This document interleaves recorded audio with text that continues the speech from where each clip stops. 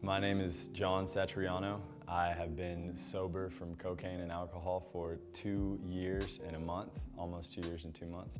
One of the darkest moments was I was working, I just got done with school. I didn't want to grow up. I was in Louisiana. I was doing coke, dabbling in meth, drinking, and I was working for a golf course, and I had been awake for, I want to say like 6 days in a row. I was probably 150 pounds soaking wet. And at a golf course, when you work maintenance, you have to wake up early and go to work early. Well, I wasn't sleeping, so it was just like, I was just drinking and it was time to go to work.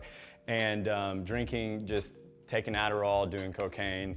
And I think my body just had enough. And it started to just kind of go into panic and go into shock. They called 911 because, you know, heart's racing fast. I thought I was gonna have a heart attack. I thought I was gonna die. It was just a severe panic attack from so much trauma that had been done to my body through just continuous drinking, continuous drug use, continuous lack of sleep, and just malnutrition. I had hit my knees and I was like, I don't know what I need to do. And there was just this innate feeling of like, I need my mom. I just need my mom. And she said, John, there's no two ways about it. You're either gonna live or you're gonna die. And you need help.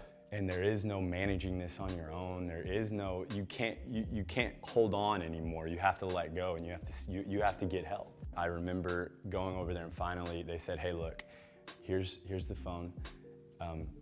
We want you to talk to Dusty, and we're gonna step outside, and we want you to make the decision. It wasn't but 5 seconds until I was just bawling on the phone with Dusty. And that's when I knew, I was like, okay, I'm going in the right direction. I felt immediately understood. I remember pulling up with my mom and pull up to Stonegate and drive through the gates. I remember getting out of the car and feeling trapped, like immediately.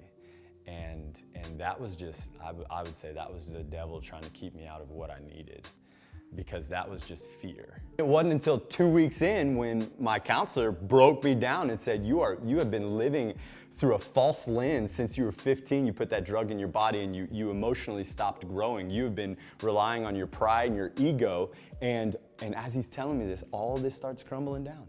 And in that moment, I felt two hands on my shoulders, and I heard a voice say, I'm here with you. And that's the moment that I just kind of gave in.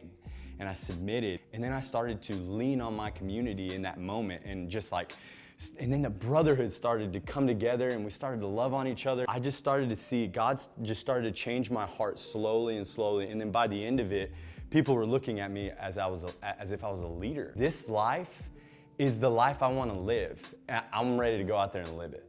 God brought me to Fort Worth because I needed help. I needed recovery, and I came to Stonegate and started walking with the Lord, and He keeps me sober today.